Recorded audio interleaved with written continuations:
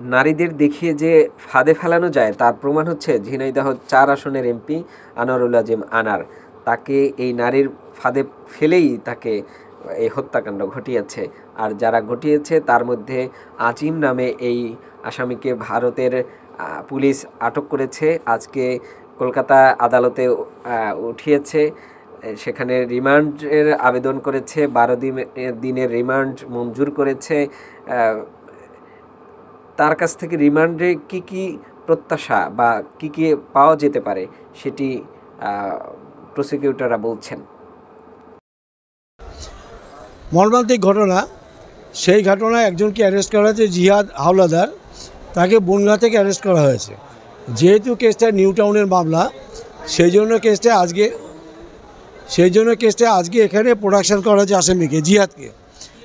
আসামিকে সিআইডি 14 দিনের police custody চেয়েছিল, অ্যালাউ করা হয়েছে 12 দিন। 12 দিন বাদে ওকে আবার আনা হবে। এই 12 দিনে ওর কাছ থেকে কী কী পাওয়া গেল বা ওই ঘটনায় আর কারা কারা যুক্ত, কী কী মাল সিজ হলো, রিকভারি হলো, সেই সবটাই পাওয়া যাবে।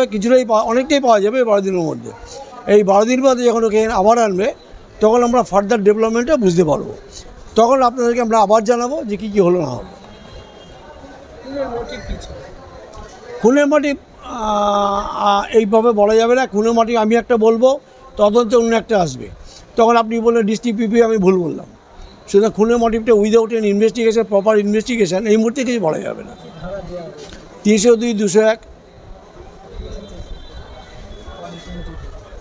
হ্যাঁ, দুই দেশের সম্পর্ক রয়েছে, একটা দায়বদ্ধতা কি আছে না, এই একটা কথা কিন্তু আপনি আগেও জিজ্ঞেস করেছেন, আরও বলি, মৈত্রীর একটুও চিট ধরবে না। মৈত্রী যা আছে সেই মৈত্রী থাকবে বাংলাদেশ এবং ইন্ডিয়ার। আর এই ঘটনাটা ঘটেছে, যারা ঘটিয়েছে তারা বাংলাদেশ বর্ডার ক্রস করে এসছে। আপনাকে মনে রাখতে হবে, বাংলাদেশ বর্ডারটাই কিন্তু ওয়েস্ট বেঙ্গল গভর্নমেন্ট দেখাশোনা করে না, ওটা সেন্ট্রাল গভর্নমেন্ট, বিএসএফ দেখাশোনা করে। আমি বলবো যদি অন্যায় পথে এসে থাকে, সেই টোটাল রেসপন্সিবিলিটি বিএসএফ।